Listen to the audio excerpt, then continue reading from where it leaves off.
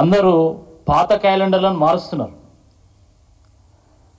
కానీ పాపం కాంగ్రెస్ పార్టీ వాళ్ళకి మాత్రము టీజీపీఎస్సీ వాళ్ళకి మాత్రం ఇంకా కొత్త సంవత్సరం వచ్చినట్టు గుర్తు లేనట్టున్నది వాళ్ళకు. ఇది 2024 ఇయర్ క్యాలెండర్. ఇది కాంగ్రెస్ పార్టీ ఇచ్చినటువంటి జాబ్ క్యాలెండర్. 2024 క్యాలెండర్ పూర్తయిపోయింది. కానీ వీళ్ళు ఇచ్చినటువంటి క్యాలెండర్ మాత్రం ఏమాత్రం అమలు కాలేదు. 2024లో జనవరిలో సంక్రాంతి వచ్చింది, ఫిబ్రవరిలో శివరాత్రి వచ్చింది, మార్చిలో హోలీ వచ్చింది, తర్వాత ఏప్రిల్లో ఉగాది వచ్చింది, ఆ రకంగా జూలైలో మొహర్రము, ఆగస్టులో రాఖీ, సెప్టెంబర్లో వినాయక చవితి, అక్టోబర్లో దసరా వచ్చింది, నవంబర్లో దీపావళి వచ్చింది, డిసెంబర్లో క్రిస్మస్ వచ్చింది. కానీ ఈ రాష్ట్రంలో ఉన్నటువంటి యువతకు మాత్రం ఉద్యోగాలు రాలేదు. పండుగలతో, పబ్బాలతో, పంచాంగాలతో నిండిపోయింది గత క్యాలెండర్. మరి ఈ ఇయర్ క్యాలెండర్ ఇప్పటివరకు అయితే ఎంటీ ఉన్నది. ఇది జనవరి, ఇది ఫిబ్రవరి, ఇది మార్చు, ఇది ఏప్రిల్, ఇది మే, జూన్, జూలై,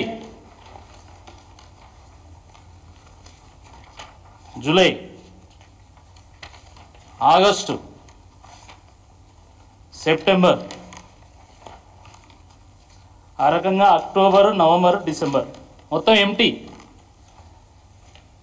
మరి గత సంవత్సరంలానే ఈ సంవత్సరం కూడా ఈ కాంగ్రెస్ ప్రభుత్వం టీజీపీఎస్సీ కలిసి ఈ క్యాలెండర్ను కూడా పంచాంగాలతోని, పండుగలతోని, పబ్బాలతోని నింపుతారా అని ఈ సందర్భంగా మేము ప్రశ్నిస్తా ఉన్నాం.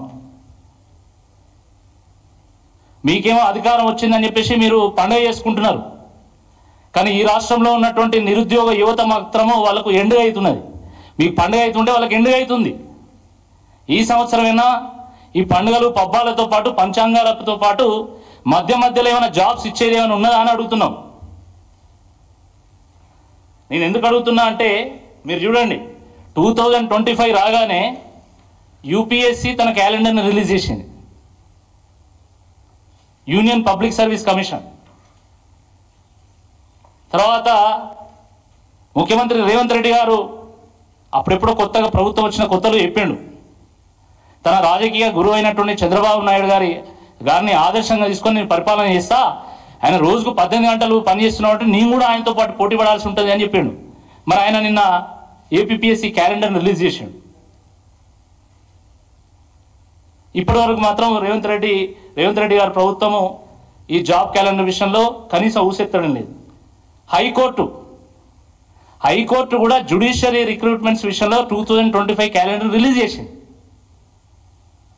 కానీ టీజీపీఎస్సీ మాత్రం ఇప్పటివరకు క్యాలెండర్ రిలీజ్ చేయలేదు.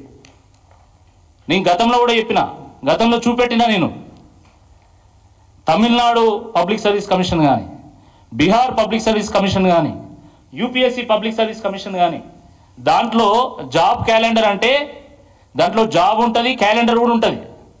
క్యాలెండర్ అంటే కేవలం మంత్ కాదు, దాంట్లో ఏ డేట్ రోజు ఎప్పుడు నోటిఫికేషన్ ఇస్తారు, ఎప్పుడు పరీక్షలు నిర్వహిస్తారు, ఎప్పుడు ఫలితాలు వస్తాయి, ఎప్పుడు రిక్రూట్మెంట్ అవుతుంది అనేది కూడా వాళ్ళు చెప్తారు దాంట్లో. కానీ వీళ్ళు ఇచ్చినటువంటి జాబ్ క్యాలెండర్లో జాబు లేదు, డేటు లేదు. మైసూర్ బజ్జీలో మైసూర్ అని ఉంటుంది, బజ్జీ అని ఉంటుంది మైసూర్ లేకపోయినా, బొంబాయి రవ్వలో రవ్వ అయినా ఉంటుంది బొంబాయి లేకపోయినా. కానీ వీళ్ళు ఇచ్చినటువంటి జాబ్ క్యాలెండర్లో జాబు లేదు, క్యాలెండర్ లేదు. ఇది బఠానీలు కట్టుకోవడానికి కూడా పనిచేయదు. ఈ జాబ్ క్యాలెండరు బఠానీలు పుట్నాలు కట్టుకోవడానికి కూడా పనిచేయదు. ఇదో క్యాలెండర్, వీళ్ళదో ప్రభుత్వం. వీళ్ళు మళ్ళీ పెద్దగా మొత్తం యువతనంతా ఉద్ధరించినట్టు రోజు రేవంత్ రెడ్డి గారు ఒకటే ప్రకటనలు, మొత్తం అక్కడ ఓటింగ్ల మీద ప్రకటనలు. 50,000 ఉద్యోగాలు ఇచ్చిన, మంది పెళ్లిళ్లకు మంగళారతులు పట్టమంటే ఫస్ట్ ఉంటాడు రేవంత్ రెడ్డి. ఫస్ట్ కొంచెమన్నా సిగ్గుండాలా? నువ్వు ప్రభుత్వం ఇచ్చినటువంటి ఇన్ఫర్మేషన్, మేము ఒక ఆర్టీఐ వేస్తే వచ్చినటువంటి ఇన్ఫర్మేషన్ ప్రకారము, ఇది స్వయంగా తెలంగాణ గవర్నమెంట్ మాకు అందించినటువంటి సమాచారం. ఇది నేనేదో ఉట్టిగా గాలి లెక్కలు చెప్తలే. నేను గవర్నమెంట్ ఆఫ్ తెలంగాణ అఫీషియల్గా ఇచ్చినటువంటి రిప్లై నేను చెప్తున్నా. వీళ్ళు ఇచ్చినటువంటి రిప్లై ప్రకారము మొత్తం 12,000 ఉద్యోగాలు ఇచ్చినామన్నారు. దాంట్లో మేము అడిగినటువంటి క్వశ్చన్ ఏంటంటే, ఈ 12,000 ఉద్యోగాలకు నువ్వు ఎప్పుడెప్పుడు నోటిఫికేషన్ వచ్చిందో అది కూడా స్పష్టం చేయని చెప్పి అడిగినాం. అడిగితే వాళ్ళు చెప్పింది ఏంటంటే, ఈ 12,000 ఉద్యోగాల్లో ఇప్పటి వరకు వీళ్ళు ఇచ్చినటువంటి నోటిఫికేషన్ కేవలం గ్రూప్ 1కి సంబంధించింది మాత్రమే 2024లో. అది తప్ప వీళ్ళు ఇచ్చినటువంటి నోటిఫికేషన్ ద్వారా ఇప్పటి వరకు ఉద్యోగాలు వచ్చింది ఒక్కటి కూడా లేదు.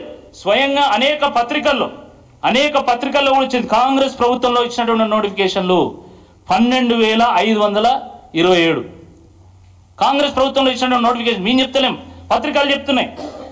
బీఆర్ఎస్ హయాంలో ఇచ్చినటువంటి నోటిఫికేషన్లు 50,000. మా సొంత కవిత్వం కాదు ఇది, పత్రికలు రాస్తున్నాయి. ప్రభుత్వమే ఎంబలంతోనే సంతకంతోనే రాసి మరి మాకు ఇచ్చింది. మేము ఇచ్చింది కేవలం 12,000 ఉద్యోగాలే.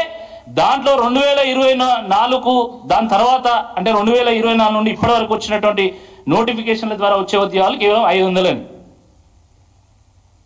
మరి మీరు ఎట్లా చెప్తారు మేమే ఉద్యోగాలు ఇచ్చినామని? మీరు చెప్పే అబద్ధాలు చెప్పలేక మైకును కూడా ఊరేసుకునే పరిస్థితి వచ్చింది. పచ్చి అబద్ధాలు, నోరు తెరిస్తే అబద్ధం. ఇంకా మళ్ళీ సిగ్గు లేకుండా ప్రభుత్వానికి ఆదాయం లేదు, ప్రతి నెల 22,000 కోట్ల రూపాయలు కావాలి, కానీ 18,000 కోట్ల రూపాయలే ఆదాయం వస్తుంది. ఇంకా 4,000 కోట్ల రూపాయల ఆదాయం ఎట్లా తేవాలి అని చెప్పేసి నేను ఆలోచిస్తున్నా అని చెప్పేసి నిన్న మాట్లాడుతాడు. ఎందుకు? సర్వశిక్ష అభియాన్ వాళ్ళు పోయి మమ్మల్ని రెగ్యులరైజ్ చేయమంటే రోజుకో బాంబు పేల్చేటువంటి రేవంత్ రెడ్డి గారు నిన్న ఒక బాంబు పేల్చిండు. ఏమని? నేను రెగ్యులరైజ్ చేయలేను, అది సెంట్రల్ స్కీమ్ అని చెప్పేసిండు. మరి ఆ రోజు ఏం మాట్లాడినావు నువ్వు? మా హనుమకొండలో ఏకశిలా పార్క్ దగ్గర ఛాయ తాగేంత సమయంలో నేను మీ సమస్యను పరిష్కారం చేస్తా అన్నాడు సర్వశిక్ష అభియాన్ ఉద్యోగస్తులతో. మరి ఈయనకి ఎవరు ఛాయ్ ఇస్తలేరా? వాళ్ళ ఇంట్లో ఛాయ పెడతలేరా? వాళ్ళ ఇంట్లో ఛాయ పత్త లేదా? చక్కెర లేదా? పాలు లేవా? నేను అందుకనే మొన్న ములుగు, కొత్తగూడెం, ఖమ్మం ఈ జిల్లాలంతా సర్వశిక్ష అభియాన్ సంబంధించిన ధర్నాలో నేను పాల్గొని మరీ చెప్పిన. మీరు 20,000 మంది ఉన్నారు, మీరు మనిషికో ఛాయపత్త పొట్లమో, ఓ చక్కెర పొట్లమో, ఓ పాల ప్యాకెట్ పంపులు అప్పుడన్నా సిగ్గొస్తుంది ఆ రేవంత్ రెడ్డి గారికి అని చెప్పిన.